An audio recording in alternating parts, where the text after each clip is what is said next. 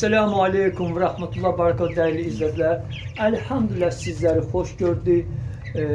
Deməli, değerli izləyicilərimdən bir nəfər məndən soruşur ki, orada yazıb ki, Introfoksin nə üçün istifadə olunur? İnşallah bizim fikrimiz üst-üstə düşdü. Deməli, değerli izləyicilər, Introfoksin quşlarda istifadə olunan ən geniş spektrli antibiotikdir. Cücələrdə bakteriyal infeksiyaların müalicəsi üçün istifadə olunur. Bu antibiotik aşağıdakı infeksiyalarda istifadə olunur.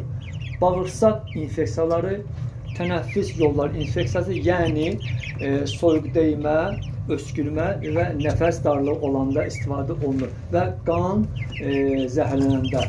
Deməli, quşlarda xəstəlik əlamətləri,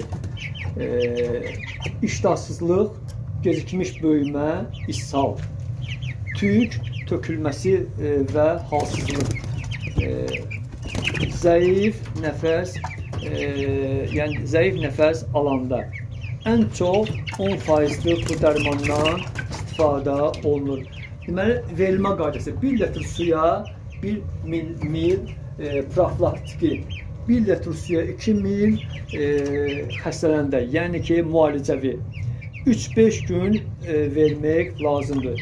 Yeni alınmış cücələrə adaptasiya dövründə bu dərman verilir, yəni antibiotik. Əgər 2 gün sonra yaxşılaşma yoxdursa, onda səbəb bakteriya yox, virus ola bilər. Bu halda antibiotik təsir etmir. Vitamin üstəgəl, immunitet gücləndirici lazımdır quşlarımıza vermək. Deməli, dəyərli izləyicilər, bu dərman bakteriya əleyhinədir.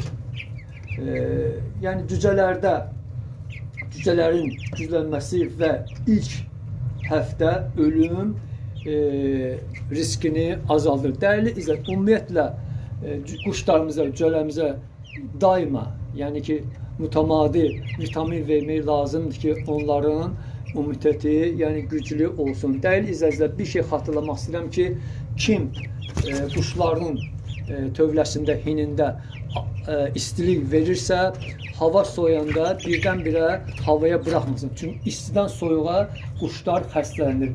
Bu qədər dəyərli izləyicilər. Bəyənməyi unutmayın, şərhlərinizi yazın. Abone olmayan abone olsun. Allah'a emanet olun. Esselamu Aleyküm ve Rahmetullah Barakatuhu.